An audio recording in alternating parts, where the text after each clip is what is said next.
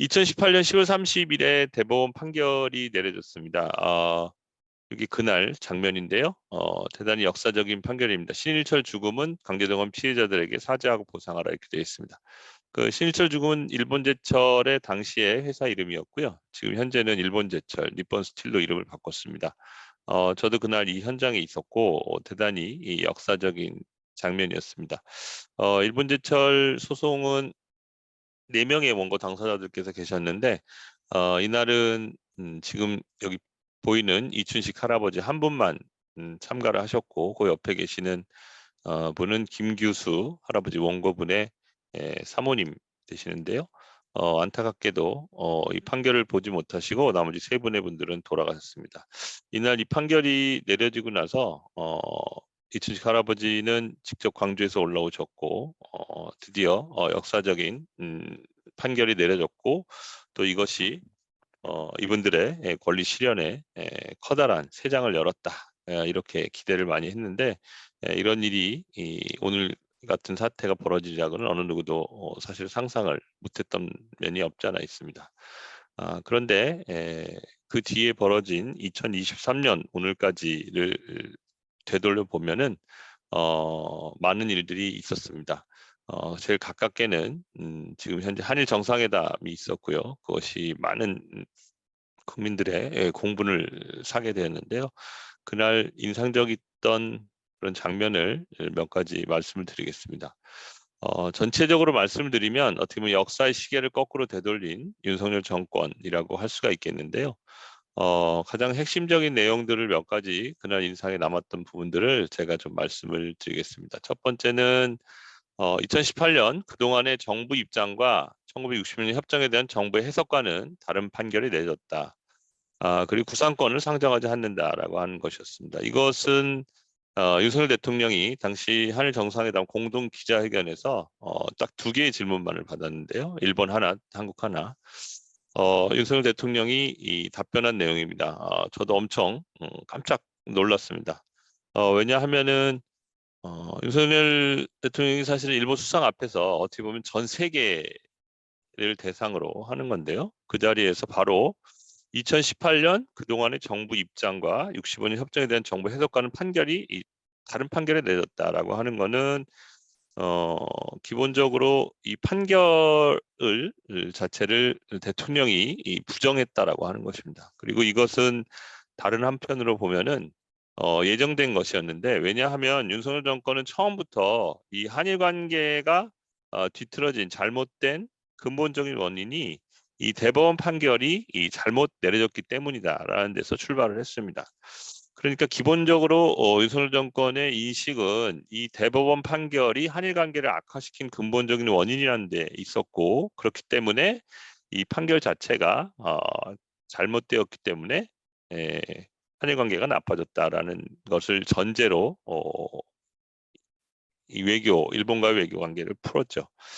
그래서 이것은 사실은 한국의 행정부의 수반이 한국 사법부의 최고재판소, 최고법원의 판결을 부정했다는 점에서 어떻게 보면 반헌법적이라고 또 할 수 있고 또 어떤 분들에서 이거 탄핵 사유가 아니냐라고까지 말씀하신 분들도 있습니다. 이런 말을 실제로 대통령이 전 세계 언론 앞에서 하리라고는 저도 생각을 못했었는데요. 그리고 그 뒤에 나온 또 발언은 구상권이라는 것을 상정하지 않겠다라고 했습니다. 소위 말하는 일본 가해기업, 전범기업들이 배상하는 것이 아니라 한국의 기업들을 통해서 기부금을 받아서 돈을 준다. 그런데 그것에 대한 구상권, 나중에 권리를 일본 쪽에 청구하지 않겠다라고 하는 것을 이야기를 했죠. 근데 이렇게 보면은 이것은 기본적으로 대통령 임기는 앞으로 4년 정도밖에 남지 않았는데 마치 본인이 이 문제를 다 해결하겠다라고 하는 것처럼 되게 무책임한 발언이라고 할 수 있고요. 향후에 피해자의 권리 실현을 어떻게 가로막는 어떤 개인의 권리를 국가가 가로막았다는 또 다른 인권 침해 요소를 갖고 있습니다. 그런 면에서 대통령의 이런 발언은 엄청나게 위험하고 또 무책임한 것이고 또 반역사적이며 또 다른 한편으로는 한국의 대법원의 판결을 행정부 수반이 대놓고 일본 수상 앞에서 무시했다는 점에서 사법주권을 또 포기했다라고도 할 수 있겠습니다. 그런 의미에서 엄청나게 심각한 발언이고요. 또 이게 어떻게 보면 삼권 분립이라는 그런 원리를 정면으로 부정했다는 점에서 대단히 문제가 많은 발언입니다. 어떻게 보면은 뒤에서 설명을 드리겠지만 이 한국 대법원의 2018년 그 대법원 판결의 역사성 그리고 그것이 갖는 어떤 세계사적인 의미를 망각했다라고도 볼 수 있겠는데요.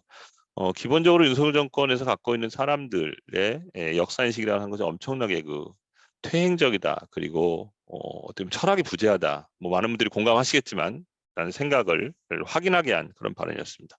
그럼 거기에 대해서 일본의 수상의 발언은 어떤 것이냐? 기사 수상의 발언을 보면은 구조선반도 출신 노동자 문제라는 단어를 썼습니다. 그리고 역사 인식에 관한 역대 내각의 입장을 전체적으로 계승한다라는 이야기를 했습니다. 근데 여기서 이것도 이제 기자 수상이 일부러 쓴 말인데요. 구조선반도 출신 노동자 문제라고 하는 것은 기본적으로 아베가 만들어낸 용어입니다. 이 강제노동의 역사성, 강제성을 부인하기 위해서 그리고 식민지배가 합법이었고 강제노동은 없었다라고 하는 것을 이야기하기 위해서 말하자면 그냥 그 전에 한반도에서 온 출신 노동자 문제라는 식으로 일본에서 얘기하는 역사 부정론에 의해서 만들어낸 단어인데요. 이것을 기사수상이 의도적으로 사용했습니다. 그리고 이에 대해서 또 하나는 역사인식에 관한 역대 내각의 입장을 전체적으로 계승한다라고 했는데 앞서 얘기한 구조선바다 출신 노동자 문제라고 하는 그 단어 발언에 대해서 윤석열 대통령 아무 말도 하지 않았죠. 어떻게 보면 아베의 역사 부정론을 그대로 승인했다라고도 볼 수 있겠고 또 역사인식에 관한 역대 내각의 입장을 전체적으로 계승한다라고 이야기를 했는데요. 이에 대해서 한국의 대통령실, 그 윤석열 대통령은 일본이 98년에 이른바 김대중 오부치 선언을 계승한 것이다. 그런 의미에서 통절한 사죄와 반성을 표현했다라는 식으로 해석을 하고 있는데요. 실제로 일본 정부는 사죄의 시읒자도 반성의 비읒자도 이야기하지 않았습니다. 그런데 한국 정부가 나서서 대통령이 수십 번을 사죄했다고 하는 등 또는 대통령실에서 뭐 그 정도면 충분하지 않는다라는 식의 얘기를 하는 등 가해자는 사죄를 했다고 얘기하지 않는데 피해자 측에서 오히려 그것은 사죄다라고 하는 어처구니없는 상황이 벌어진 것이죠. 이 어떻게 보면은 이것도 일본 보수에서 우익들이 줄기차게 요구해온 것 절대로 더 이상 사죄해서는 안 된다라고 하는 것을 그대로 받아들이는 것인데요. 뭐 그 뒤에 벌어진 일을 보시면 뭐 잘 아시겠지만 총리 그리고 하야시 외무상도 강제노동을 부정했고 그리고 또 독일에서는 갑자기 평화의 소년상이 철거되기도 했었고요. 역사학에서도 왜곡된 것이 그대로 나왔고 또 일본군 성노예 문제에 관해서도 말하자면은 2015년 이른바 위안부 합의를 이행하라라는 요구가 계속됐고 그다음에 독도 문제에 관해서도 일본의 입장을 전달했다. 후쿠시마의 수산물 그리고 핵 오염수 방류 뭐 너무나 많은 청구서들이 그냥 계속해서 일본으로부터 나왔습니다. 그리고 일본 언론들이 그것들을 보도하면서 한국 대통령실이 그에 대해서 계속 변명하는 어떻게 보면 좀 어처구니없는 상황이 계속적으로 이어지고 있습니다. 어떻게 보면 치밀하게 준비가 된 상황이라고 할 수 있는데요. 이것은 실제로는 어떻게 보면 이 정상회담 전에 이미 충분히 예견이 되었다고 할 수 있겠습니다. 박진 외교부 장관은 3월 6일 이른바 제3자 변제안을 발표하면서 어떤 식으로 얘기를 했냐면 일본에게 더 이상 사과를 요구하는 게 능사는 아니다라는 발언을 했습니다. 그리고 우리가 물잔에 반을 채웠으니 일본이 성의 있는 호응을 해줄 것이다라는 식의 발언을 했습니다. 너무나 언론에서 많이 얘기됐기 때문에 저는 다시 언급하지 않겠지만 기본적으로 이러한 인식에서 출발한 한일 정상회담이라고 하는 것은 어떻게 보면은 외교적 실패를 그대로 예상했던 그리고 당연히 나올 수밖에 없는 결과였다라고 생각을 합니다. 실제로 1월 12일에 국회에서 있었던 이 강제동원 해법에 관한 토론회에 있어서도 이미 한국 정부는 일본에게 더 이상 사죄와 배상을 요구할 수 없다. 그러므로 한국 정부가 먼저 일본에 성의 있는 호응을 이야기하겠다. 그러면 결론을 다 내놓고 이 제3자 변제안을 추진을 했던 것이죠. 뭐 그런 입장에서 일본은 더 이상 거기에 대해서 어떻게 보면은 성의 있는 호응을 할 필요도 없었다고 할 수 있겠죠. 처음부터 일본의 선의에 기대서 뭔가를 요구한다라고 하는 것인데요. 저희는 줄기차게 가해자의 직접적인 사죄 그리고 배상 아니면은 받아들일 수 없다라는 것을 정부에 강력하게 요구를 해왔고 실제로 외교부 1차 관도 국회에 나와서 일본이 성의가 없으면 협상 더 이상 하지 않겠다는 식으로까지 발언까지 했었는데요. 근데 실제로 윤석열 대통령이 그 전에 요미우리 신문과 의례적으로 단독 인터뷰 9면에 걸쳐서 보도가 됐다고 하는데요. 제3자 변제안이라고 하는 것은 실제로 자신이 후보 때부터 생각을 했었다라는 식으로 이야기를 했습니다. 어떻게 보면은 정권을 잡기 전부터 이 문제를 해결하겠다. 근데 이런 식으로 해결하겠다라는 결론을 내놓고 그 뒤에 피해자들을 뭐 만난다든지 아니면 피해자들을 만나서 뭐 장관 찾아서 절도 하고 뭐 피해자들 의견을 수렴하겠다라고 하는 것이 대단히 어떻게 보면 기만적인 그런 내용이었다는 것이 밝혀졌습니다. 전체적으로 봤을 때 이 한일 정상회담에서 얘기하고 있는 것을 보면 이제 국익이라는 것을 대단히 많이 얘기합니다. 피해자들의 권리를 제대로 사죄와 배상을 받아낼 수 없다라고 하는 것이 부족하긴 하지만 어떻게 보면 지금 동북아시아의 안보 상황을 봤을 때 이 국익을 위해서 자기가 결단을 내렸다. 뭐 지지율이 10%까지 떨어뜨려도 하려고 했다. 뭐 지금 20%대까지 떨어졌는데요. 그다음에 한미일 군사 협력을 위한다는 명목으로 진행을 했습니다.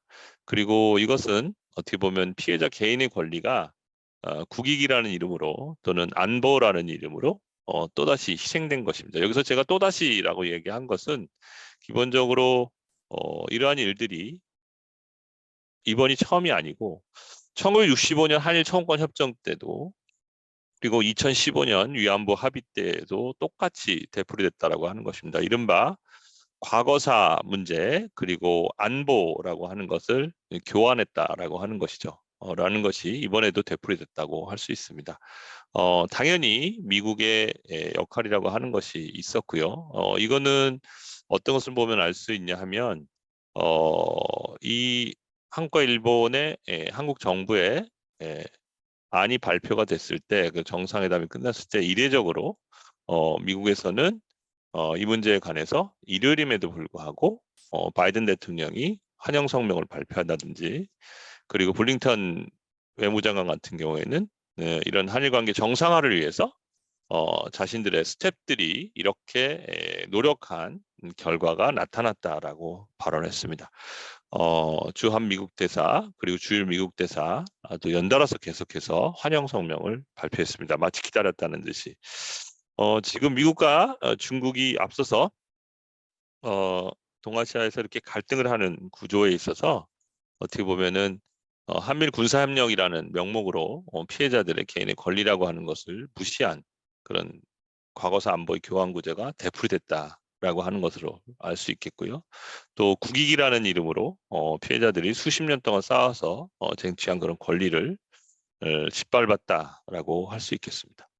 그리고 또 한국 정부의 이런 안이라고 하는 것은 기본적으로 이 소송의 본질이라고 하는 것이 어떤 개인이 그런 자신이 일제시대에 당한 피해에 대해서 인권의 회복, 인간 존엄성의 회복을 위해서 엄청나게 노력을 해서 투쟁을 해서 국가의 도움 없이 어떻게 보면 국가의 외면 속에서 싸워왔던 것을 그냥 단순한 채권 문제, 돈 문제로 변질시켰다라고 하는데 문제가 있습니다. 돈이 어디서 줄 것이냐. 배상이라고 하는 것도 사실 엄청나게 중요한데요. 일본군 성노예 피해자들께서 얘기하시듯이 아무 돈이나 받지 않겠다. 이거 양금덕 할머니께서 명확하게 말씀하셨습니다. 그럼 국어를처럼 두는 돈, 본인은 받지 않겠다 이렇게 말씀을 하셨죠. 그런 것을 볼 수 있으면 알 수 있을 텐데 이 문제의 핵심이 어떤 인권의 회복 그리고 인간 존엄성의 문제임에도 불구하고 이것을 단순한 채권 문제로 변질시켰다. 그리고 윤석열 정권은 처음부터 이분들이 갖고 있는 대법원 판결의 그 배상금을 채권이라고 할 수 있는데 그것을 어떻게 소멸시킬 것인가에만 골몰을 했다라고 하는 것을 알 수가 있습니다. 그리고 저희들이 작년부터 이른바 민관협의회라는 것에서 한 2차례 정도 참여를 했습니다. 중간에 외교부가 저희들한테 아무 상의도 없이 이 판결의 현금화를 미뤄달라는 의견서를 제출해서 저희는 중간에 사퇴를 하고 나오긴 했습니다. 항의 차원에서. 분명히 그 민간 협의에서도 기본적으로 가해기업의 사죄, 적은 일본 정부의 사죄, 그리고 배상에 그런 기업들이 참여하지 않으면 피해자들이 납득할 수 없다라는 결론을 냈는데요. 거기에 대해서 자신들이 외교적으로 계속 협상을 하고 있다라고 했는데 결국은 실패한 거 아닙니까? 일본은 한 발짝도 움직이지 않기 때문에 완벽하게 일본 정부, 일본 기업의 책임을 면책시켜 줬다고 하는 것이죠. 그러면 기본적으로 일본에 대한 외교적인 협상이라고 하는 것이 실패했다고 할 수 있는데요. 이것을 마치 한일 관계 정상화를 위해서 일본에서는 건전한 관계라는 표현을 썼는데요. 자신들이 마치 대승적 결단을 했다라는 식으로 포장을 하고 있죠. 무엇보다 저는 정부가 3월 6일 이 제3자 변전을 발표하면서 자신들의 외교적인 협상이 실패했다. 그러므로 죄송하다라고 말을 했었어야 된다고 생각을 합니다. 그런데 그런 것들은 하나도 찾아볼 수 없고 마치 자신들이 대승적 결단을 내렸다는 식으로 자신들의 외교적 업적으로 이것을 포장을 하고 있는데 커다란 문제가 있습니다. 이런 면에서 3월 16일에 이런 정부의 이런 발표 그리고 한일 정상회담 전체는 전체적인 내용으로 봤을 때는 어떻게 보면 뭐 굴욕 외교라고도 이야기를 많이 하는데요. 실제로 내용상으로 봐서도 민주적인 면에 있어서도 피해자의 의견을 수렴한다든지 아니면 그런 절차 아니면 야당과 의견을 국민 여론을 수렴한다든지는 것도 전혀 없었고요. 그다음에 그런 사법부의 판단을 무력화시켰다. 그리고 반헌법적이다. 그리고 피해자들의 인권을 다시 한번 짓밟았다라고 하는 면에서 어떻게 보면은 어떤 과거를 청산하고 극복하자라고 하는 것이 아니라 실제로 피해자를 청산하는데 골몰하지 않았나 이렇게밖에 얘기할 수 없습니다. 그리고 한국 정부는 계속해서 이야기했습니다. 속도를 내는 것은 피해자들이 연로하시기 때문에 빨리 이 문제를 해결해야 된다라고 하는 것이죠. 그런데 3월 6일에 발표를 하고 3월 16일에 정상회담이 있었습니다. 어떻게 보면 정해진 일정에 따라서 정해진 결론에 따라서 요식적인 절차만을 거쳐서 했다고 할 수가 있겠습니다. 그러면 실제로 2018년 10월 30일에 대법원 판결이라고 하는 것이 어떤 의미를 가지고 있는지 많은 부분이 잘 알려졌지 않은 부분이 있는 것 같습니다. 그래서 이 부분을 좀 같이 좀 짚어보고 싶은데요. 기본적으로 강제동원 대법원 판결이라고 하는 것은 가장 핵심적인 내용은 그렇습니다. 일본 정부의 한반도에 대한 불법적인 식민 지배 그리고 침략 전쟁의 수행과 직결된 일본 기업의 반인도적인 불법 행위라고 하는 것이 강제동원 피해자의 그런 일본 기업에 대한 위자료 청구권, 민사소송의 형태를 띠고 있습니다. 일본제철과 미쓰비시중공업 상대로 소송을 했으니까요. 1965년 한일 청구권 협정의 적용 대상에 포함되지 않는다라고 하는 것이 핵심적인 내용입니다. 그래서 여기서 제가 파란색으로 써놨는데요.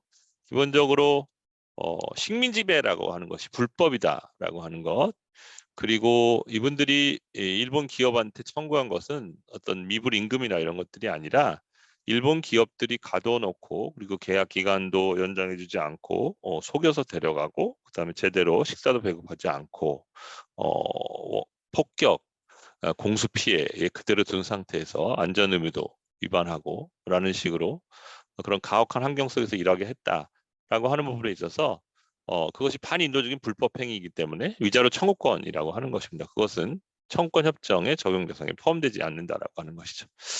근데 이것은 대단히 획기적이고 역사적인 판결인데요. 왜냐하면 이 불법적인 식민지배라고 하는 것은 과거에 제국주의 국가들이 수많은 지역에서 식민지배를 했습니다. 근데 그거에 대해서 비로소 한국의 법원이 불법적이었다라고 하는 것을 선언했다는 점에서 의미가 있는데요.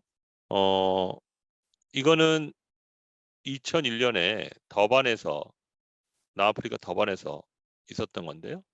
더반 선언이라는 것이 발표가 됐습니다. 그것은 인종주의, 인종차별, 외국인 혐오 및 이와 관련된 불관용 철폐를 위한 세계회의, 그 유엔의 회의인데요. 이 자리에서 사실은 그런 제국주의 국가들의 식민주의 지배에 관해서 이것을 극복해야 한다. 그리고 식민주의는 세계 어디에서 있었던 간에 극복해야 하고 그거에 대해서는 청산돼야 한다는 우리 인류의 과제다라는 것을 선언을 했습니다. 2001년입니다.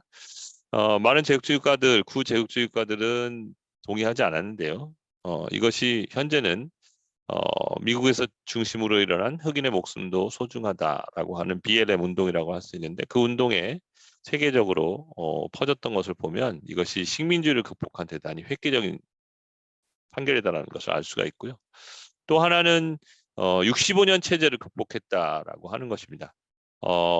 한국의 많은 강제동원 피해자들 뿐만 아니라 일본군 성노예 피해자, 원폭 피해자, 뭐 사할린에 끌려가신 분들 많은 분들이 일본의 법정에서 70년대부터 그리고 본격적으로는 90년대 김학순 할머니가 본인이 일본군 성노예다 피해자다라는 것을 선언한 이후에 일본에서 소송을 벌여왔습니다.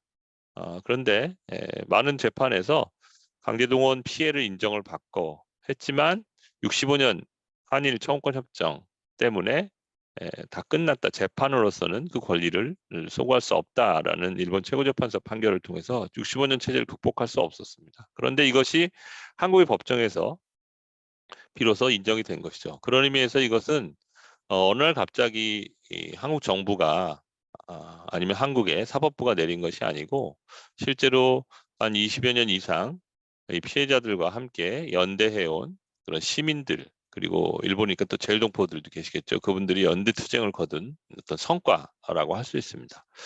그리고 또 이것은 다른 한편으로는 어떤 지금까지의 국제법이라고 하는 것이 어떤 이거 죄송합니다. 국가 중심의 이런 국제법이었다라고 한다면 이것이 어떤 인권 중심의 국제법으로 어떤 국가들이 국제법이라고 하는 것이 기본적으로 어떤 국가들을 중심으로 힘을 많이 가진 국가들이 중심으로 만들어진 질서였다면 이것이 개인의 인권을 중시하는 쪽으로 국제인권법이 발전해 온 것을 그대로 반영한 것이다라고 할 수 있고요. 이것은 2021년에 일본 위안부 소송 판결에서 주권 면제 그러니까 한 나라의 법정에서 다른 나라의 정부를 제소할 수 없다라고 하는 것이 어떤 주권 면제라고 하는 것인데요. 반인도적인 범죄 행위에 관해서는 이것은 해당되지 않는다라고 하는 것을 통해서 2021년에 우리나라 법원에서 극복된 선례가 있습니다. 이것을 반영한 대단히 획기적인 판결이라고 할 수 있습니다. 아마 윤석열 대통령 모두에 말씀드렸지만 이런 식의 이 대법원 판결의 역사적인 의미 그리고 이것이 갖는 세계사적인 의미 이런 것에 대해서 전혀 생각하지 않았다라고 생각을 합니다. 네. 그러면 이 식민주의 극복이라는 이런 흐름이라고 하는 것은 어떻게 세계사적으로 의미가 있느냐라고 했을 때 뭐 한 가지 예만 제가 듣긴 했습니다면 2021년의 예입니다. 독일에서 나미비아, 아프리카 나미비아에서 1904년부터 8년 수만 명을 학살한 사례가 있었습니다. 근데 정부 간에 11억 유로를 주고 30년간 지원을 하겠다라고 합의를 했습니다.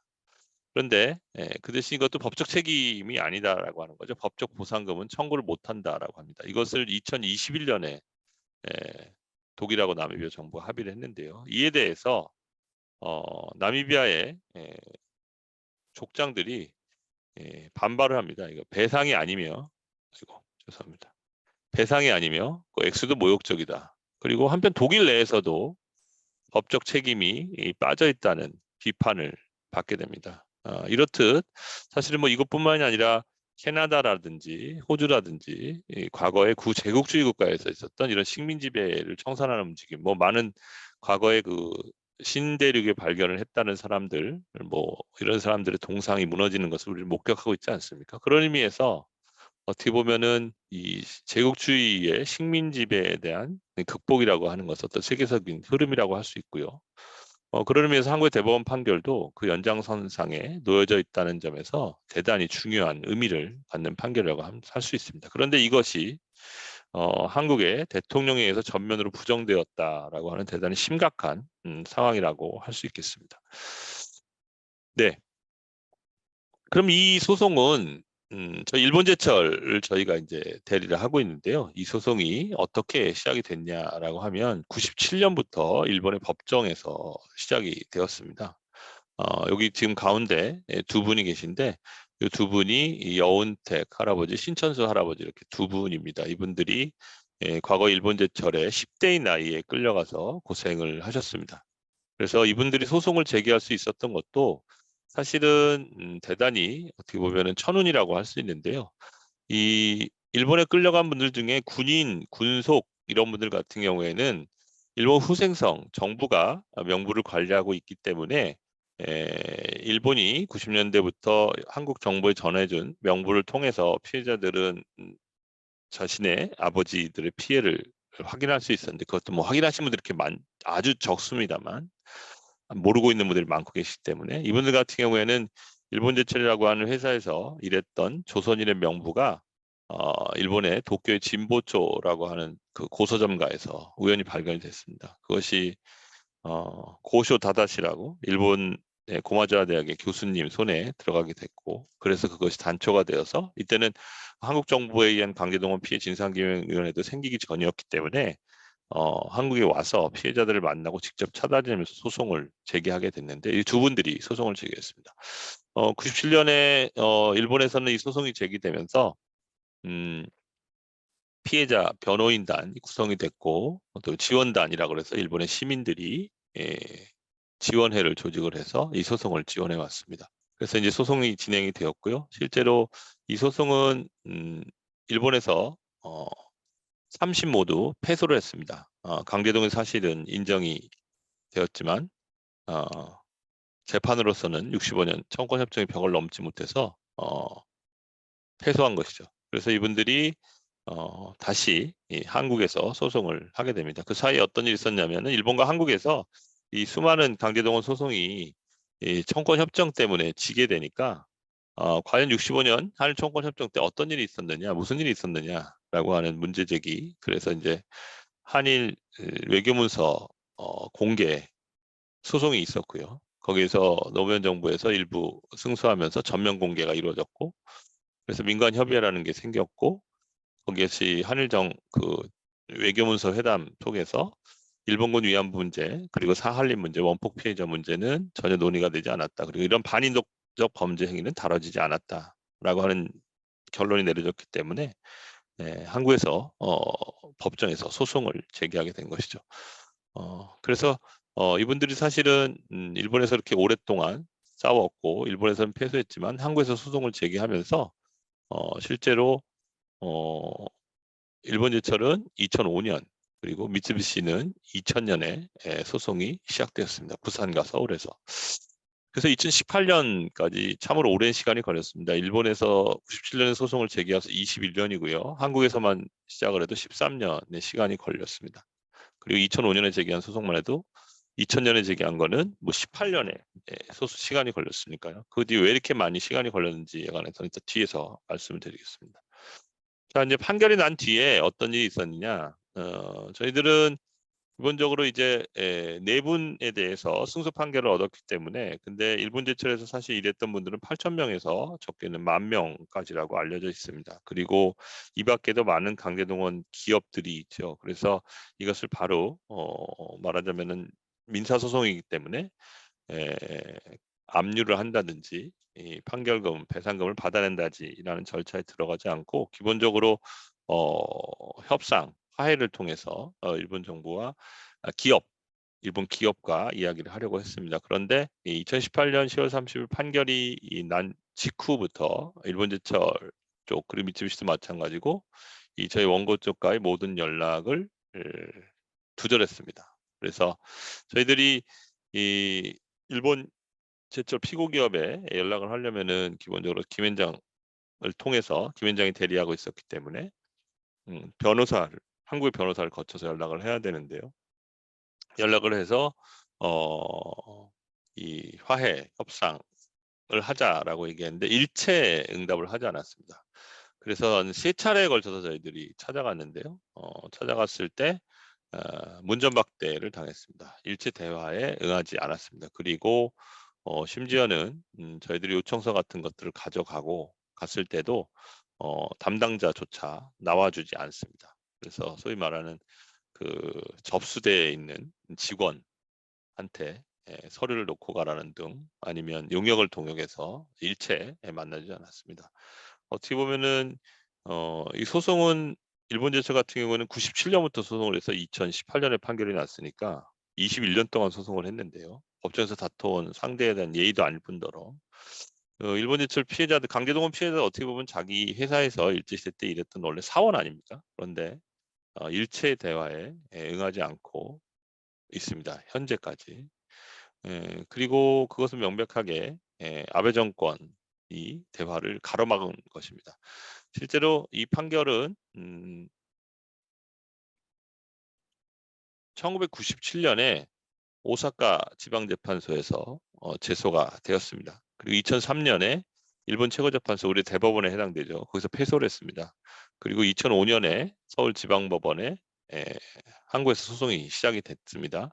그리고 2012년에 한 차례 대법원에서 역전 승소를 거둔 바가 있습니다. 이때 김능한 대법관, 이 대법원 소부에서 판결이 나는데요.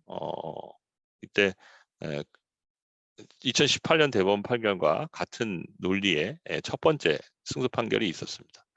근데 1심, 2심은 졌기 때문에 파기 환송이 됐기 때문에 2013년에 서울고등법원에서 파기 환송심이 있었고 이때 승소가 됐습니다. 그러니까 저희 생각하기에 12년에 대법원이 승소를 했고 2013년에 고등법원으로 파기가 됐으니 아마 14년이나 늦어도 15년 전에는 1년 안에는 판결이 날 것이다라고 생각을 하고 있었죠. 그런데 좀처럼 판결이 나지 않았습니다.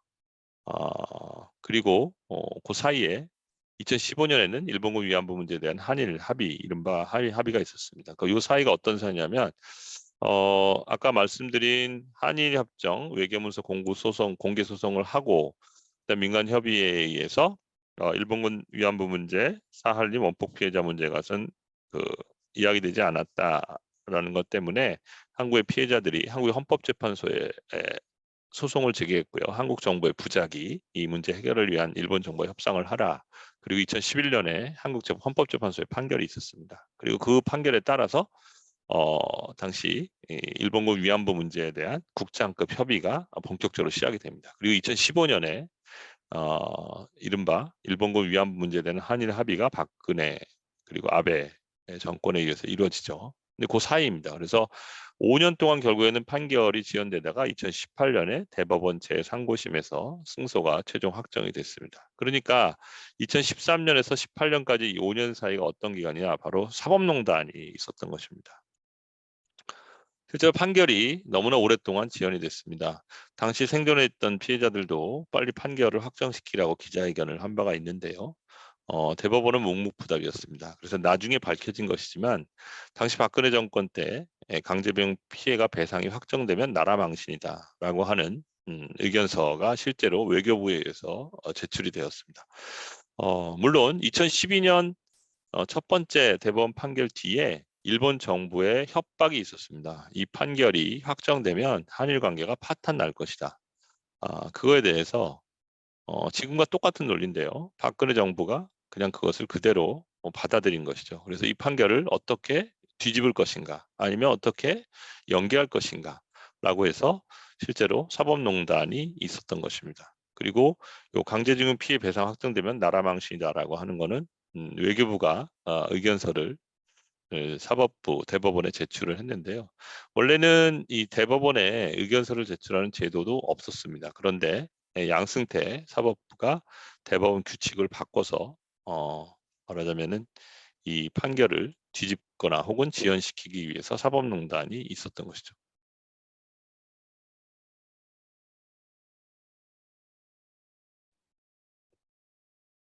사법농단의 실체를 보면 저희들은 피해자의 목숨을 대가로 한 재판 거래다 이렇게 제가 저희들이 기자회견 때 얘기를 했는데요.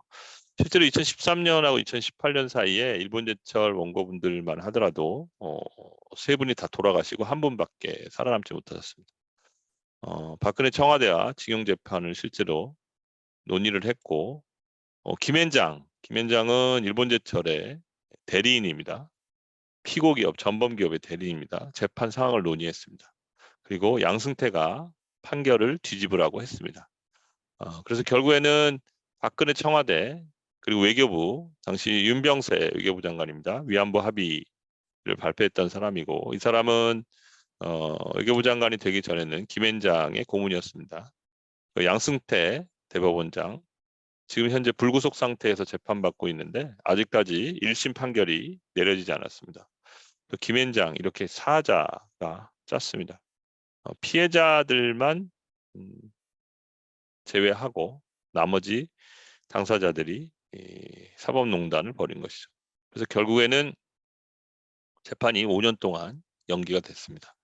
그런데 지금 현재 아까 말씀드렸지만 양승태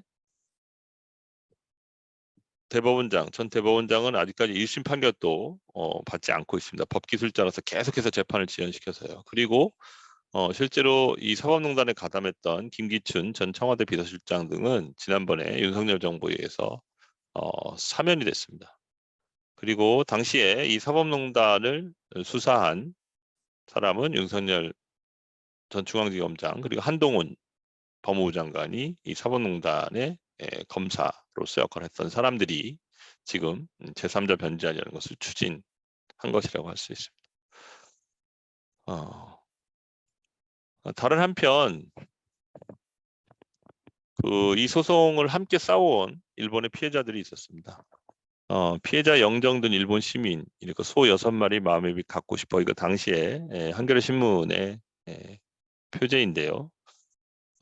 지금 이 네 분의 생존자 가운데 이춘식 할아버지 한 분만 생존해 계셨기 때문에 나머지 세 분들은 영정으로 법원에 입정을 했고요. 이때 영정을 둔 두 분의 시민들이 있었는데요. 소 6마리 마음의 빛 갖고 싶어라는 인터뷰를 했습니다. 이거 무슨 얘기냐 하면 이 일본제철 소송을 오랫동안 지원해 오신 분들 계신데요. 여기 보면은 여운택 할아버님 이분이 이제 제일 먼저 소송을 제기하셨던 원고분이신데 지금은 돌아가셨습니다. 그 옆에서 일본에서부터 우에다 KCC, 나카타 미츠노부 씨라고 하는 분들이 일본제철 지원회라는 것을 만들어서 이분들이 일본에 소송을 하게 되면 오시는 날부터 소송을 지원해주고 함께 연대해주고 그리고 또 계속 소송을 지원을 해서 결국에는 대법원 판결까지 얻었습니다. 그런데 소 6마리 마음의 빛 갖고 싶어라고 하는 것은 이 여운택 할아버님 말씀인데요. 이 할아버님들이 이제 일본에 소송을 하러 가시면 되게 2박 3일 일정으로 가게 됩니다. 그래서 식사도 같이 하고 뭐 약주도 한잔 하시고 하면은 옛날 얘기 하실 거 아닙니까? 그러면은 이 할아버님께서 그런 말을 하셨답니다. 내가 그때 일본 제철 때 못 받은 돈을 받았으면 소 6마리를 살 수 있었다. 그럼 그걸 가지고 내가 해방된 조선에 돌아왔으면 잘 살 수 있었다. 이런 말씀을 뭐 귀에 못이 박히도록 하셨다고 합니다. 그러면서 자기가 여운택 할아버지께서 하신 그런 말씀을 실현하기 위해서 이 싸움을 하고 있다라는 말씀을 하셨습니다. 잠깐 이분들이 하신 말씀 인터뷰가 있는데요. 제가 잠깐 보여드리겠습니다. 이춘식 할아버지 인터뷰도 저희 민족문제연구소 식민지 역사박물관 홈페이지에서 보실 수 있습니다. 그래서 영상 하나만 잠깐 공유를 하도록 하겠습니다. 강제징용 피해자들에게 일본 기업이 손해를 배상해야 한다는 대법원의 판결이 나왔습니다. 이번 판결로 강제징용 피해자와 유가족들의 추가 소송이 잇따를 것으로 전망됩니다. 일제 강점기에 강제징용을 당했던 모두가 자포자기하고 있었던 2012년 모두를 깜짝 놀라게 하는 판결이 나왔습니다. 대법원이 1, 2심 결과를 뒤집고 할아버지들의 손을 들어준 겁니다. 그 누구도 예상하지 못했던 결과였습니다. まず本当かっていうのね、いうので、ちょっと、疑うわけじゃないんだけど、ほんで買ったということで、いろんなそういう、声明とかやっぱりちゃんと会社はこの事態を受け止めてとかいういろんなことを、あちこちに発信をしましたけどね、びっくりしました。本当に上田さんって言ってましたよ。ようさん、しんさんってこれだけ会話はこれだけですよ。会った時も「ああよかったようさん上田さん」ってこうやって抱き合うだけ。 파기환송된 재판에서 서울 고등법원은 일본 제철이 할아버지들에게 배상금을 지급하라는 판결을 내렸습니다.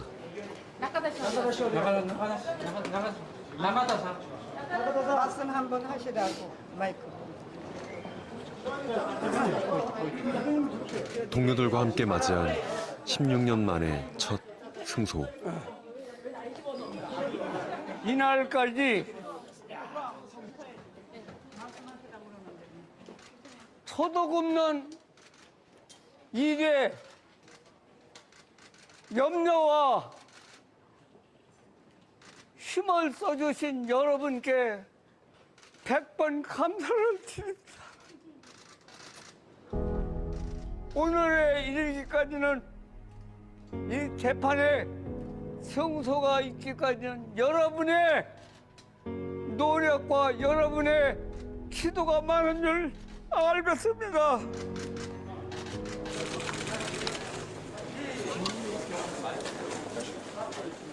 할아버지들은 이 판결이 곧 확정되리라 믿었습니다.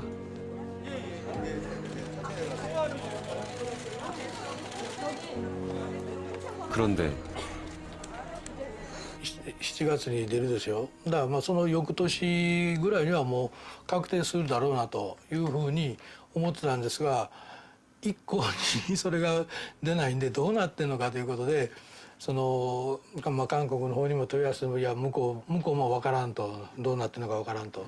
時間が経つにつれておかしいな、何が起きてるのか、韓国大本営をサボってるのか、意味がわからないかったですよね。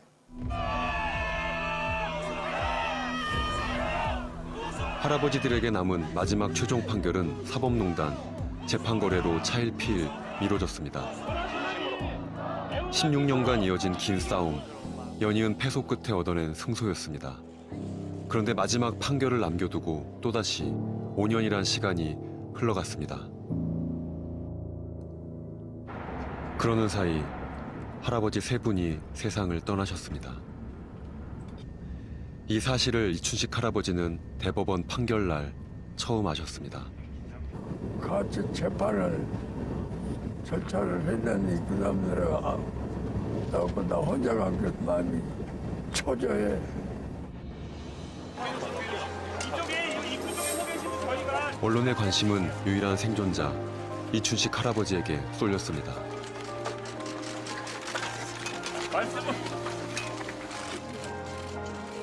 함께한 사람들은 할아버지들의 영정 사진을 안고 재판에 참석했습니다.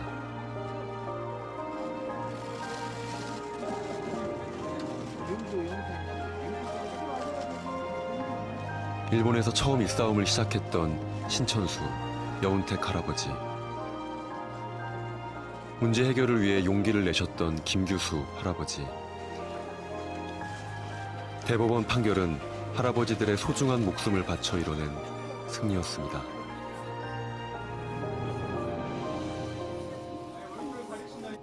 할아버지, 오늘 판결 저희 다 이긴 거 나왔거든요. 기분이 어떠신지 얘기 한번 해주세요. 내가 너희 재판 너희였는데 오늘 나 혼자 나와서 이렇게 내가 많은 슬프고 눈물이 많이 나오고 멍청이고 울고 싶고 마음이 아프고 서운하다고 그 사람들하고 같이 이렇게 행동하겠었지만 오직 더 기쁠 거 있네. 나 혼자만 그냥 슬퍼해서 내 눈물 나오고 울음이 나오네.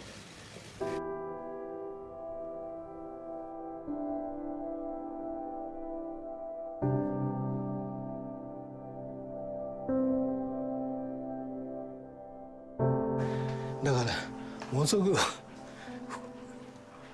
く複雑な気持ちで一日からね、俺一人だけしかこの判決聞けなかったと言ったんです、4人裁判したら。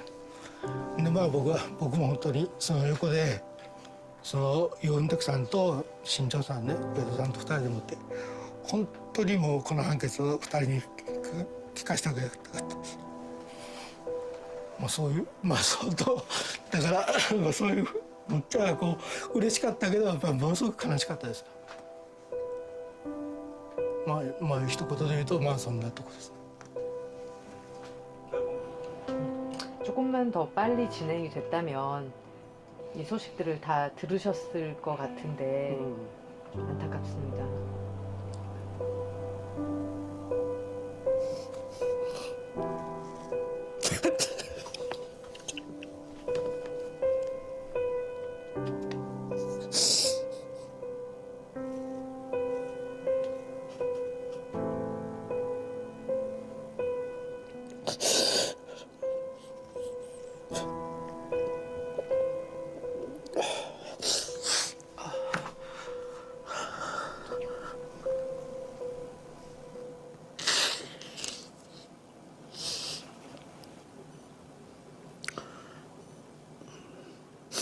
一生懸命働いたのに、自分の一番大事な青春時代一生懸命働いて、それをそういう辛かったことを取り戻すための戦いやったかもしれませんね。お金ではなかったのかもしれませんね。お金のことを言ってましたけども、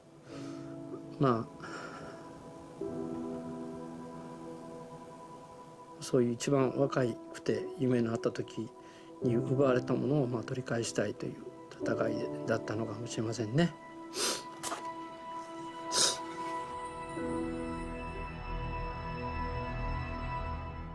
오랜 세월 할아버지들 곁에서 이 모든 과정을 함께한 우에다 씨.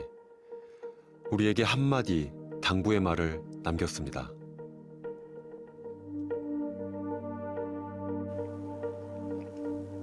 韓国の皆さんに、原告たちを、被害者たちを守ってあげてください。それだけお願いです。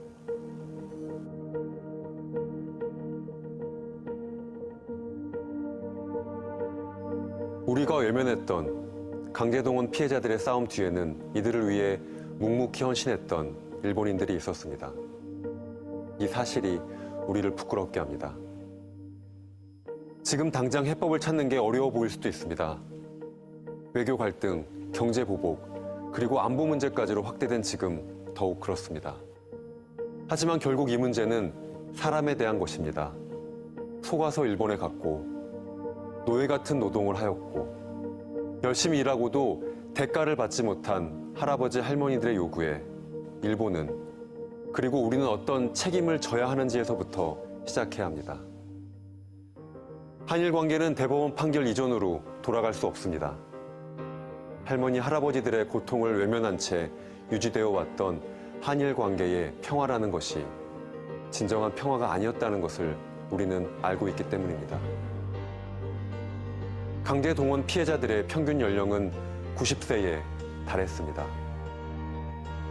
우리에겐 할아버지, 할머니들과 함께 할 수 있는 시간이 얼마 남지 않았습니다.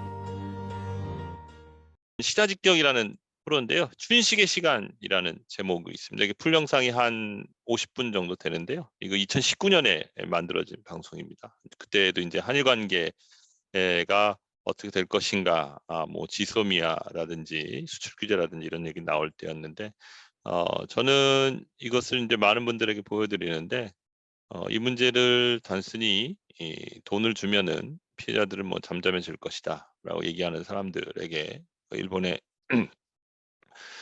활동가들, 이것을 지원해 오신 분들이 어떻게 싸워 오셨는지에 관해서 꼭 전해주고 싶고, 또 다른 한편에 사법농단을 저지르고도 아무런 반성도 또 처벌도 받지 못하고 있는 우리 사회의 현실이 있습니다. 그리고 마치 이 대법원 판결을 받으신 이분들이 한일 관계의 걸림돌이라든지 아니면 폭탄이라든지 이런 식으로 얘기하는 사람들도 있습니다. 총리부터 시작해서 뭐 너무나 많은 망언들이 쏟아지고 있기 때문에 하나하나 좀 언급하기조차 부끄러울 정도인데요. 이런 사람들과 지금 현재 이 판결을 위해서 싸우신 분들을 늘 저는 생각을 이렇게 하게 됩니다. 이게 2019년 10월 30일입니다. 그때 대법원 판결 1년이 됐다 그래서 이제 빨리 이 문제를 판결 이행하라라고 저희들이 이제 기자회견을 했는데요. 이때 이제 그 당시에 일본에서 속보로 나간 겁니다. 현금화되면 한일 관계가 파탄 날 것이다라고 하고 속보로 이제 보도를 하는데요. 이날도 보시면 아시겠지만 여기 이제 이춘식 할아버지, 양근덕 할머니 건강한 모습으로 서울의 기자회견에 참여하셨습니다. 그로부터 벌써 4년, 5년에 가까운 시간이 4년이 넘은 시간이 지나서 많이 연로하시고 약해지셨는데요. 현금화되면 한일 관계가 파탄 난다라고 하는 거는 일본 정부가 2012년부터 협박을 해온 것이고, 그리고 이는 비단 일본 정부뿐만이 아닙니다. 한국의 보수 언론들도 이게 현금화되면은 이제 끝장이 난다라는 식으로 계속해서 협박을 해왔죠. 그래서 결국에는 이 제3자 변제라는 듣도 보도 못한 몰 역사적인 안으로 나오게 된 것입니다.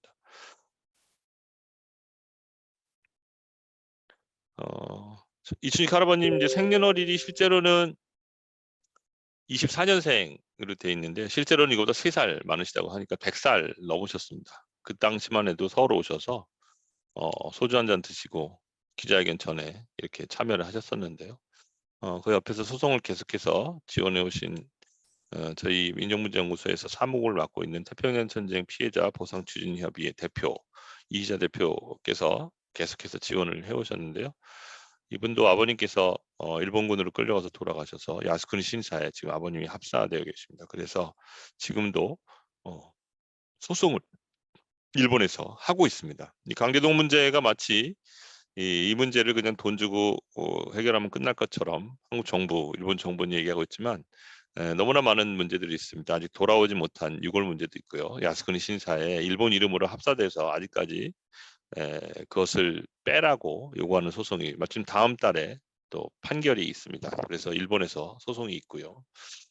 수많은 문제들이 있는데요. 이분들이 이렇게 싸우셨습니다. 그리고 왼쪽에 있는 사진은 이춘식 할아버지가 이제 2019년 당시에 이렇게 웃으시면서 소주 마시면서 웃으시는 사진이고 오른쪽에 있는 사진은 지난 2월 달에 외교부 당국자가 뵈러 간다라고 해서 할아버님 판결금을 일본이 아니라 한국 기업들도 기부금으로 받으실 수 있습니다. 이런 얘기 한다고 찾아갔을 때 저희가 가서 찍은 사진입니다. 그때 할아버님께서 뭐 100살 넘으셨으니까 그렇게 말씀을 잘 하실 수 있는 상황은 아닙니다만 아까도 누누이 앞에서 나왔지만 할아버지가 다른 사람들이 다 돌아가셨다. 그래서 혼자 나와서 슬프다 이런 말씀하셨죠. 먼저 간 사람들에게 부끄럽지 않은 결과를 바란다 이렇게 한 말씀하셨습니다. 이분의 그 뜻을 사실은 본인께서 대표로 싸우고 있다 이런 생각을 갖고 계신데요. 정부가 주는 제3자 변제안을 거부하셨습니다. 생존 피해자 3분과 유족 2가족인데요. 이분들이 아까 마지막에 우에다 씨께서 2019년에 피해자들을 잘 지켜달라 이런 말씀하셨는데 우리 사회는 그리고 우리 국가는 이분들을 잘 지켜주고 있는지 너무나 심각한 문제 제기를 하지 않을 수 없습니다. 그럼 왜 이렇게 저희가 피해자들이 이 사죄 이런 것들을 요구하는지라고 얘기했을 때 하나의 중요한 선례가 있습니다. 윤석열 대통령은 한일 정상회담에 대한 비판이 세계 너무나 많은 비판을 받자 3.1절 문제가 된 올해 3.1절 기념사보다 더 긴 시간을 할애해서 정상회담을 평가하는데 국미에서 발언을 했습니다. 그 자리에서 그런 얘기를 했었죠. 일본이 수십 번 사죄를 했다. 국제사회에서 얘기하고 있는 이런 심각한 인권 침해를 당한 국제인권법 그리고 국제인도법에서 이야기한 인권 피해를 당한 사람들의 구제와 배상에 관한 기본 원칙이라는 것이 있는데 이것을 전혀 이해하지 못한 발언이라고 할 수 있습니다. 이거 2005년 유엔 총회에서 국제사회가 합의를 한 내용이고 또 이것은 지난 이 한국 정부의 제3자 변제안에 관해서 국가인권위원회 송던 위원장께서 발표하신 성명에도 자세히 나타나 있습니다. 일단 그런 중대한 인권 침해를 당한 피해자들 같은 경우에는 기본적으로 진실을 규명해야 하고 또 그에 따른 사죄를 받아야 합니다. 그리고 사죄의 증거로서의 배상, 그리고 가해자의 처벌, 그리고 또 그것을 기억하고 기념하는 조치가 되따라야 한다. 이 모든 것이 일관되게 이루어질 때 비로소 진정한 과거 청산이 이루어졌다. 피해자들이 구제를 받았다라고 할 수 있겠는데요. 그 배상에 관한 기본적인 원칙이라고 하는 것도 사실의 인정과 책임의 승인을 포함한 공식적인 사죄, 그리고 피해자에 대한 기념과 추모, 그리고 모든 수준의 교육에서의 위반 행위에 대한 정확한 설명이 포함되어야 한다는 것, 그리고 피해자가 그런 인권구제 과정에 참여하는 것이 피해자의 존엄성 회복을 위해서 대단히 중요하다. 따라서 그런 것들을 피해자 중심적 접근이라고 하는 것도 유엔에서 2012년에 발표가 된 바가 있습니다. 거기에 대한 중요한 선례가 있는데요. 2008년에 오스트레일리아의 호주의 국회에서 당시에 케빈 러트 수상이 선주민들, 에버리지니라고 주로 얘기하죠. 그런 사람들이 한 세대에 걸쳐서 강제적으로 백인의 집에 입양이 되어서 수많은 폭력과 학대를 받았습니다. 한 세대가. 그래서 그것을 이제 빼앗긴 세대, 스톨런 제네레이션이라고 하는데요. 거기에 대한 공식 사죄를 수상이 한 바가 있습니다. 이것에 관한 동영상도 제가 그 채팅창에 올려놨는데요. 첫 번째 장면을 보면 as Prime Minister of Australia, I am sorry 이렇게 얘기하죠. 호주의 수상으로서 죄송하다고 사죄를 한다라고 얘기를 합니다. 근데 여기서 중요한 것은 이 사죄를 어디서 하느냐, 그리고 어떤 상황에서 하느냐가 대단히 중요한데요. 여기 보시면 이 사진 위쪽에는 이 호주 국회에 이 선주민 대표들을 다 초대를 해서 앞에 다 앉혀 놓았습니다. 그리고 단상에는 수상 앞에 피해자들이 직접 마주하고 있습니다. 2015년 일본군 위안부 합의 때 당시 기시다 외무총리, 지금의 수상이죠. 외무수총리가 아니라 외무상이 윤병세 장관과 위안부 합의를 발표하면서 아베 수상의 사죄의 뜻을 전한다고 발표를 했습니다. 그 뒤에 일본 의회에서 야당 의원이 누가 누구한테 사죄하는지 모르니 피해자들에게 직접 사죄할 생각이 있느냐라는 말을 아베 수상한테 질문했습니다. 그때 아베 수상이 명언을 남겼는데요. 그런 생각 털끝만큼도 없다라고 하는 말을 했습니다. 털끝만큼도 없다. 그래서 잘 안 쓰는 한자어에서 그것이 유행한 적도 있는데요. 아베가 그런 식으로 얘기했습니다. 이 사죄라고 하는 것이 그냥 말로만 수십 번을 한다고 해서 되는 것이 아니라 앞서 얘기한 사죄와 기억, 책임, 배상이라고 하는 것이 일련의 과정으로 완결되었을만이 저희들이 진정한 사죄라고 할 수 있겠죠. 최근에 5.18 학살의 주범인 전두환의 손자가 사죄를 한 바가 있습니다.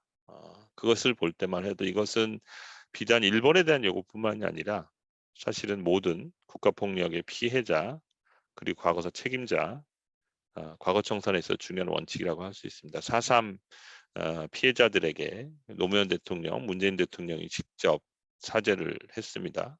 그것이 피해자들에게 얼마나 큰 위로가 치유가 되었는지, 그리고 제일동포 정치범 사건 피해자들에게도 대통령이 직접 사죄를 했습니다. 당사자 앞에서 사죄를 했죠. 그런 것들을 볼 때 사죄라고 하는 것은 그냥 말로만 끝나는 것이 아니라 이런 식의 어떠한 자리에서 어떠한 입장에서 어떻게 사죄를 하느냐라고 하는 것이 중요하다고 생각을 합니다. 이에 관한 영상도 사실은 제가 링크로 올려놨는데요. 거기 보시면은 오스트레일리아 더 어팔러지 영어로 되어 있습니다만 그 사죄를 할 때 이 영상이 있습니다.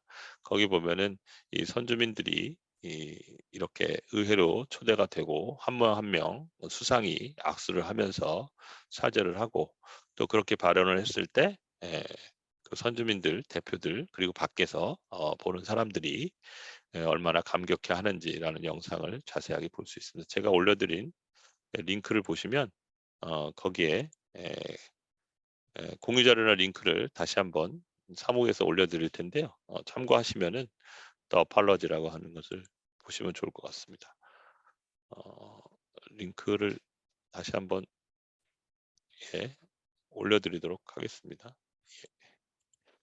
끝나기 전 바로 올려드릴 테니까 보시면 좋겠습니다. 네. 사무처에서 아마 올려드리도록 하겠습니다. 요 사제문이라고 하는 것이 이제 왼쪽에 있는 대단히 유명한 사제문이고요. 이 오른쪽에 있는 사진은 당시 의회에서 사제를 할 때, 총리가 사제를 할 때 써놓은 글씨입니다. Sorry, the first step이라고 써놨죠. 그러니까 사죄라고 하는 것은 첫 걸음에 지나지 않는다라고 하는 것이죠. 비로소 이런 피해자에 대한 첫 걸음이 이제 시작이 되었다라고 하는 것이죠. 이건 다른 한편 그 사죄에 따른 이행을 제대로 하느냐라고 하는 것을 우리들이 지켜보겠다라고 하는 것이죠. 그런 의미에서 한국 정부의 이 고위 관료들이 일본한테 수십 번 사죄를 받았는데 뭘 또 사죄를 받느냐. 심지어는 저희가 작년에 외교부에서 이 강제동원 문제를 해결하자고 해서 모였던 민관협의회라는 자리에서 소위 말하는 일본 관계 전문가, 뭐 전 외교관, 뭐 경제계 관료 이런 사람들이 모인 회의에서 어떤 TV에도 엄청 자주 나오는 최고의 일본 전문가라고 하는 사람은 이렇게 발언을 했습니다. 대법원 판결에 사죄하라고 써있지도 않은데 왜 사죄를 요구하느냐 이런 식으로 얘기하는 사람도 있었고요. 1월 12일 날 국회 토론회에서는 고려대학교 박홍규 교수라고 이분도 일본 전문가라고 하시는 분인데요. 피해자가 먼저 용서하고 화해하자 라는 식의 주장을 하면서 일본한테 더 이상 사죄받을 생각하지 마시라라고 피해자들 앞에서 직접 얘기한 사람도 있었습니다. 뭐 이런 사람들이 그 사람들은 실제로 이런 인권 침해 당하지 않았기 때문에 사죄를 받을 필요가 없겠죠. 그러나 이 사람들이 얘기하는 과거에 발목 잡히지 말고 미래로 나가야 한다라고 하는 것도 어떻게 보면 하나의 전형적인 수사라고 할 수 있는데요. 무슨 민족주의와 반일 감정에 휩쓸리고 있다는 등 아니면 또 피해자들과 시민단체를 갈라치게 한다는 등 전형적인 구태의연한 갈라치기 그리고 무슨 죽창가라는 등 뭐 이런 식의 얘기들로 어떤 피해자들의 인권을 2차, 3차로 짓밟는 말들을 계속하고 있습니다. 무엇보다 중요한 것은 이게 끝난 게 아니라고 하는 것입니다. 이미 세 분의 피해 생존자들께서는 정부의 안을 거부하셨고 그러면 어떻게 되냐? 대법원에서 빨리 현금화 판결이 내려져야 합니다. 엊그저께 김명수 대법원장이 광주를 찾았는데요. 거기서 기자들이 질문을 했습니다. 이 윤석열 정부가 이런 식으로 제3자 변제안을 하는 것에 대해서 사법 주권이 침해된 것이다. 삼권 분립에 위배된다고 생각을 하는데 어떻게 생각하느냐라고 얘기했더니 죄송합니다라고 한마디만 하고 대답을 회피했습니다. 엄청나게 무책임한 발언이라고 할 수 있습니다. 그리고 외교부가 지난 7월 달에 이분들의 판결, 현금화 판결을 미뤄달라는 의견서를 제출을 했습니다. 그런데 지금 외교적 협상이 모두 끝났으므로 하루빨리 판결을 내야 될 것이고요. 이것 말고도 지금 대법원에 현재 계류된 소송들이 약 50여 분에 대한 소송이 있습니다. 2018년 이후에 2심 판결까지 났는데 대법원이 판결을 확정짓지 않고 있는 소송들이 있습니다. 일본제철 후지꽃이라든지 거기에 대해서도 빨리 판결을 내야 되겠죠. 그래서 저희들이 뭐 내일 모레 이제 대법원에서 기자회견을 할 예정인데요. 그분들이 제대로 사죄와 배상을 받을 수 있도록 계속해서 저희들은 노력을 해갈 것이고요. 또 일본 시민사회에서도 이런 식의 정치적인 야합에 대해서 비판하는 여론들이 있습니다. 더군다나 이 문제를 한 20여 년 넘게 지원해 오신 일본 시민사회의 어떤 실망도 대단히 큽니다. 비판도 큽니다. 그분들과 계속 연대해서 일본 기업들이 직접 사죄하고 배상할 수 있도록 계속해서 요구할 생각입니다. 정부에서 마치 무슨 미래 청년기금이라 그래서 젊은이들에게 장학금을 준다고 하는데요. 대단히 기만적이고 어떻게 보면 피해자들을 또 욕보이는, 어떻게 보면은 강제동원 피해자들이 마치 젊은 세대의 발목을 잡고 있는 것 아니냐, 이런 식의 구도를 만들려는 대단히 치졸한 행태라고 할 수 있는데요. 이미 10여 년 전에 미쓰비시 중공업 화해 협상에서 할머니들께 장학금을 준다 그래서 되도 않는 소리 말라 그래가지고 이미 거부된 안입니다. 그것을 마치 새로운 것이냐 미래 기금을 만들어 간다. 우리 젊은이들이 결코 그런 돈 받아서, 일본의 장학금 받아서 강제동원 피해자들의 어떤 고통의 대가를 받아서 즐거운 마음으로 일본에 유학 가리라고 저는 전혀 생각하지 않습니다. 무엇보다 중요한 것은 지금 한미일 군사협력이라고 하는 것인데요. 이것이 마치 이 대만 유사 상태, 그리고 동아시아에서 위기가 가중되고 있으니 이 한미일 군사협력이 반드시 필요하다라는 식으로 얘기하는데, 이것이 심각한 위험성은 이것을 저희들이 전쟁의 위기로 또다시 빠뜨릴 수 있다라고 하는 것이죠. 한미일 군사협력이라고 하는 것이. 실제로 오키나와에서는 대만 유사 사태를 대비해서 오키나와 본섬에서 떨어진 미야코지마라든지 이시가키지마라든지 자위대 기지, 미사일 기지가 배치가 되고 있습니다. 섬에 사람도 얼마 안 사는데 수백 명씩 자위대들이 새롭게 배치돼서 대만과 가까운 곳이죠. 미사일 기지가 배치되어 있고, 또 다음 주에도 17일이라고 오늘 뉴스에도 보도가 되었는데요. 한미일 이 합동으로 또 동해상에서 군사훈련을 한다. 역대급 규모로 계속해서 훈련이 벌어지고 있습니다. 제가 오키나와에서도 오키나와 미 해병대가 포항에 와서 최대 규모의 상륙 작전도 벌였습니다. 크게 보도가 되지는 않는 것 같습니다만, 실제로 윤석열 정부가 추진하고 있는 이런 피해자들의 인권을 무시하고 한 그런 한미일 군사협력이라고 하는 것이 과연 우리의 평화와 안정을 보존해 주느냐. 오히려 저는 이것이 또다시 우리들을 전쟁의 위기로 몰아넣을 수 있다. 그렇기 때문에 이 강제동원 피해자들의 이 인권을 실현하는 것, 이 대법원 판결을 이행하는 것이라는 것이 결국은 이 단순한 과거 문제가 아니라 피해자들에게 있어서는 현재의 인권을 회복을 위한 현재의 싸움이기도 하고, 또 동아시아에서 우리가 실제로 윤석열 대통령이 대화를 할 상대는 미국과 일본뿐만 아니라 북쪽에 있는 이 남북관계의 평화를 위해서 계속해서 끊임없이 대화를 해야 되겠죠. 그리고 실제로 아베 정권이 한일 관계를 파탄낸 장본인이고 한반도 프로세스를 가로막은 장본인 아닙니까? 그런데 마치 강제동원 피해자들이 한일 관계를 가로막은 것처럼 거짓으로 이야기하고 있는 이 정권의 무도함에 대해서 저희들이 반드시 처벌하고 역사정의 실현할 수 있도록 계속해서 싸워 나가야 한다고 생각을 합니다. 앞으로도 후쿠시마 핵 오염수 방류 문제라든지, 그리고 또 저희들이 연구소가 직접적으로 대응하고 있습니다. 사도광산 강제동원 유네스코 등재 문제, 그리고 간또 학살 올해가 100년이 되는 해이기도 합니다. 이런 문제에 관해서 저희 연구소는 앞으로 시민들과 함께, 그리고 일본 시민사회와 함께 이 문제에 앞으로 동아시아 평화를 위해서 계속해서 싸워나갈 생각입니다. 제 이야기는 이것으로 마치도록 하겠습니다. 고맙습니다.